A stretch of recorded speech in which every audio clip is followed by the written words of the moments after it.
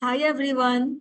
So today we will be discussing the substantive audit procedure for further heads of the financials accounting. So previously we have understood the substantive procedures for revenue, expenditure and cash.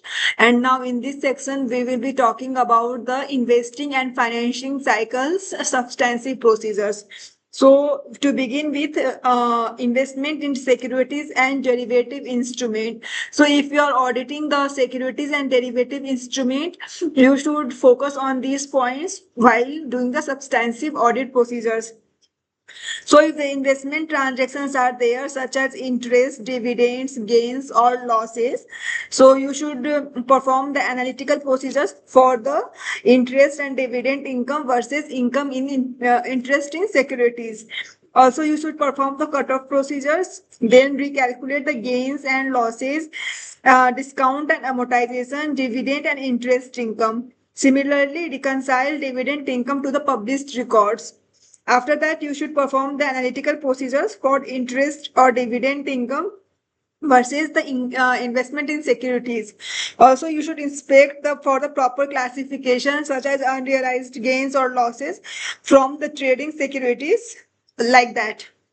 So if there are investment balances, you should perform the following procedures such as cut-off procedures such as examining the transaction near into year end to search for any unrecorded securities, reconcile dividend income to publish records, confirmation from the counterparty to derivatives or holder of the security if any side agreement exists.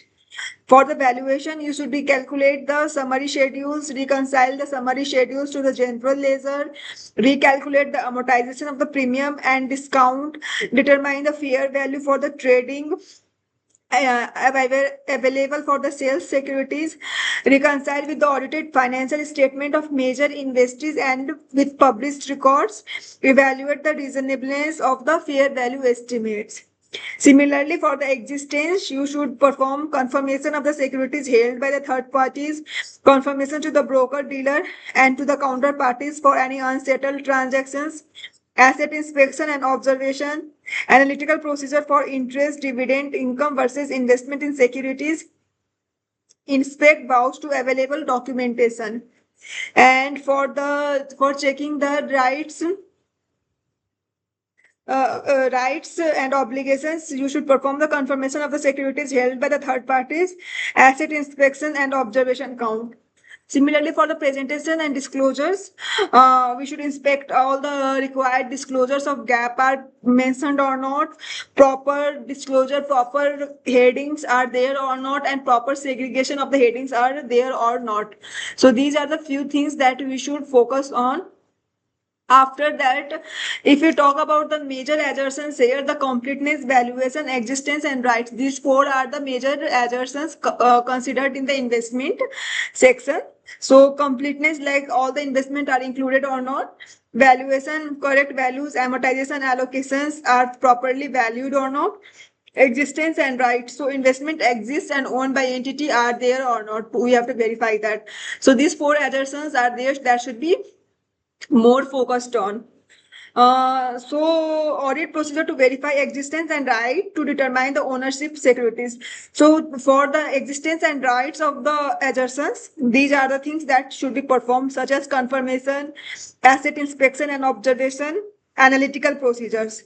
So confirmation for securities held by the independent custodians, auditor directly obtains confirmation regarding entity ownership of securities. Also, that confirmation is generally not done with the investee companies. Auditor may obtain the confirmation from the broker, dealers, and counterparties regarding unsettled transaction at balance sheet date. For the asset inspection and observation, auditor should inspect the securities if physical inspection is possible and observe count of securities held by the entity. Asset inspection should be performed as close to the balance sheet date as possible. Auditor may inspect financial instrument at the same time, cash and other negotiable assets are counted to avoid any possibility of concealment of theft. Entity personnel should be present during the asset inspection. If securities are kept in the safe deposit box at the bank, then the auditor accompanies the entity personnel to perform the count at the bank. Also, in the case auditor inspects before, after, or balance sheet date confirmation can be obtained from the bank that the entity did not access the safe deposit box because the balance sheet date and the security count date. When inspecting the securities, auditor look for attributes like name of the issuer, description of the securities, name of the owner of the security, number of the shares, face value, any evidence of the placing or restriction on disposal. Auditor may compare the serial number of the securities on the hand with the serial number of the record to ensure that the securities were not substituted. For analytical procedures, auditor may compare the investment interest, dividend income, versus investment in securities, which may help both existence and completeness. Test for completeness, analytical procedures may also assist the auditor in testing completeness for any unrecorded derivatives like interest rate swaps that contractually require no cash at inception. So these were the things that could that should be performed to verify the existence and rights of the investment owned by the entity that we are auditing. Now, further moving on to verify the valuation assertion, the auditor should perform the following procedures like investment in securities are valued at cost or not, investment in securities are valued on based on the investee's financial statement or not, investment in derivative and securities measured or disclosed at the fair value or not, impairment losses if any, also on unrealized appreciation or depreciation. So let's see what's all this. Investment in security valued at cost. Auditor may inspect documents of the purchase price, obtain confirmation from the issuer or holder, and test the discount or premium of amortization either by the calculation or analytical procedures. Investment in the securities value based on the investor's financial statement. Auditor should obtain sufficient appropriate audit evidence in support to the investor's financial statement. So, obtain and read the financial statement of the investee and accompany the audit report. If the investor's financial statement are not audited, or if audit report on such financial statement is not satisfactory to the auditor, then apply or request that the investor entity arrange with the investee to have auditor apply appropriate auditing procedures to such financial statement considering the materiality of the investment in relation to the financial statement of the investor entity. Also, if the carrying amount of the investment reflects the factors that are not recognized in the investee's financial statement or fair value of the asset that are materially different from the investor's carrying amount, then auditor should obtain the evidence in support to the such amounts. If auditor is not able to obtain the sufficient audit procedures, then because of an inability to perform on one or more of the procedures, auditor should determine the effect on the auditor's opinion. Also, with respect to the subsequent events and transactions of the investee occurring after the date of the investee's financial statement, but before the date of the auditor's report, the auditor should obtain and read available interim financial statement to the investee and make appropriate inquiries of the management of the investor to identify such events and transactions that may be material and need to be recognized or disclosed by the investor in the financial statement. Talking about the investment in derivatives and securities measured or disclosed at the fair value. Auditor should determine whether GAAP specifies the method to be used to determine the fair value of the entity derivatives and securities and evaluate whether the determination of the fair value is consistent with the specified valuation method. If the fair value is publicly available, obtain fair value at the balance sheet date. Also, if the estimates of the fair value are obtained from the broker, dealers, or other third-party sources based on the valuation model, auditor should understand the method used by the broker, dealer, or other third-party source in developing the estimates. If derivative instruments or securities are valued by the entity using valuation model, the auditor should obtain sufficient appropriate audit evidence supporting the management assertion about the fair value determined using the fair value model. Also, about the impairment losses, the auditor should evaluate the management conclusion about the need to recognize the impairment loss for decline in the security fair value below its cost or carrying amount. Also, obtain the sufficient appropriate audit evidence supporting the amount of any impairment adjustment recorded including evaluating whether gap requirements have been complied with or not. To discuss about the unrealized appreciation or depreciation, the auditor should obtain sufficient appropriate audit evidence about the amount of unrealized appreciation or depreciation in the fair value of the derivative that is recognized or that is disclosed because of the ineffectiveness of the haze, including evaluating whether gap requirements have been complied with or not. So these were the valuation things that we should consider in the mind while auditing. Now, moving forward, understanding the allocation of the investments in the debt structures securities, such as auditor should inquire of the management and obtain written representation regarding their intent or ability for the classification. In the case of balance sheet, like these are the four heads that has been classified, and we will discuss further about this in accounting.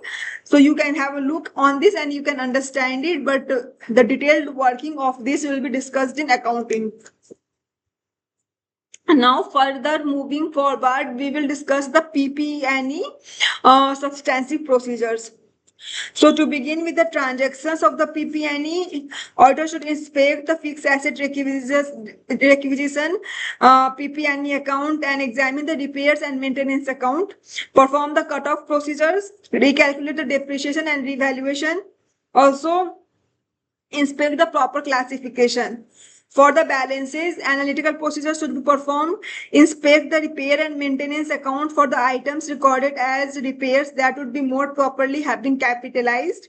Also, for the valuation, recalculate the summary schedules, reconcile the summary schedules, recalculate the accumulated depreciation, inspect for the impairments. These are the things that should be done for the valuation. For checking the existence, asset inspection and observation inquiries during the plant tour, inspect fixed asset additions, inspect or vouch for the search of unrecorded retirements, tax documents, insurance, leases for the proper accounting.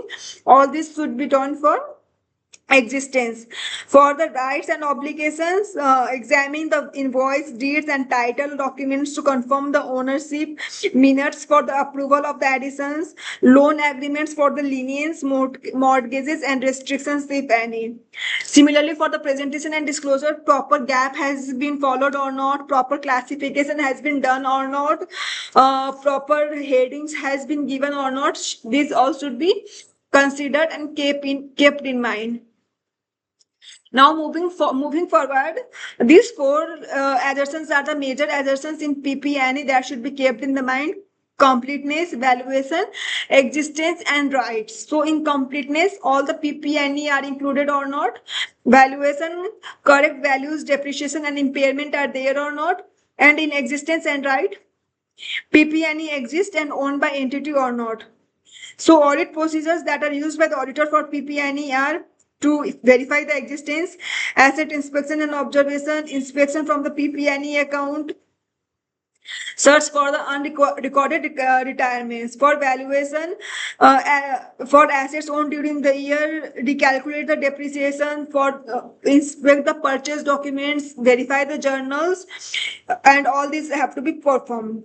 For intangible assets, for existence and rights, inspect required records for the additions by the purchases as well as expenditure to acquire, defend the legal intangibles. For the valuation, recalculate the transaction and ensure amortization and impairment are appropriately recorded.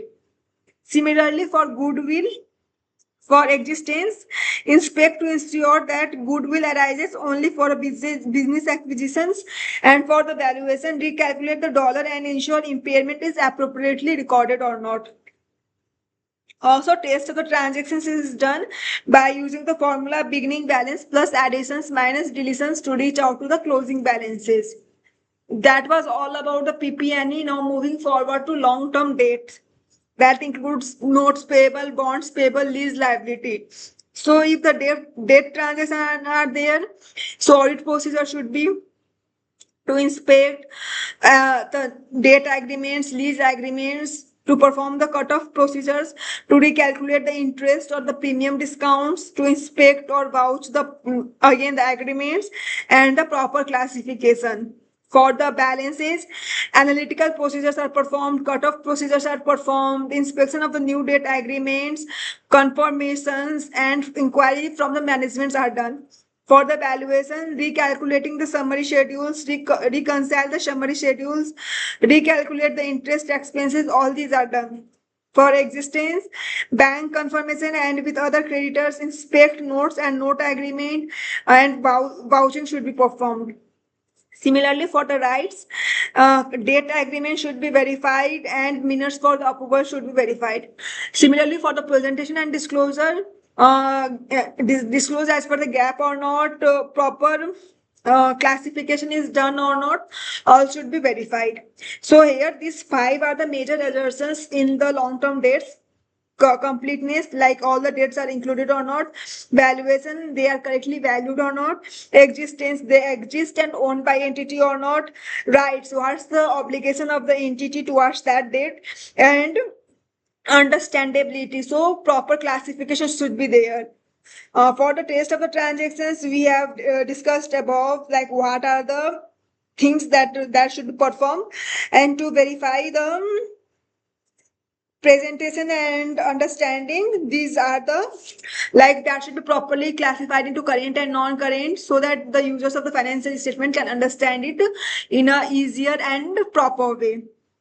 Now, last but not the least, let's discuss about the stockholder equity audit procedures. So, if the equity transactions are there, then examination and inspections are performed, cut-off procedures are performed, recalculation of dividend earnings, inspection and vouching, and proper classification is or not should be verified. For the balances, confirmation with registrar and transfer agents. So if no registrar or transfer agents are involved, inspection should be done of the stock certificate book. Also inspection of stock certificate, any cancelled certificate or remaining unissued certificate should be checked. Analytical procedure should be performed and inspection of the treasury stock certificate should be done. Similarly, reconciliation amount to the general ledger, recalculated dividends, retained earnings should be performed. Confirmation with the registrar and transfer agents. If no registrar or transfer agent is there, so inspection of the certificate book should be done. So for the rights, the articles should be verified, minutes of the meeting should be verified. For the proper presentation and disclosure, disclosed as per the gap or not, proper classification is there or not, that should be verified.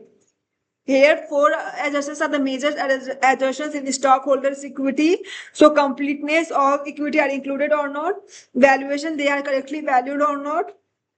They exist and owned by entity or not. And rights, what are the obligations of the entity towards those equity. So test of the transactions we have discussed above. So there are tests of the transactions for different capital stock, for retained earnings, for dividend, but complete procedure is the similar process. So that was all about the substantive procedures of these heads that we have discussed today. I hope you all understood, and if you have any queries, do let me know in the comments. I will help you to resolve those out. Thank you and bye.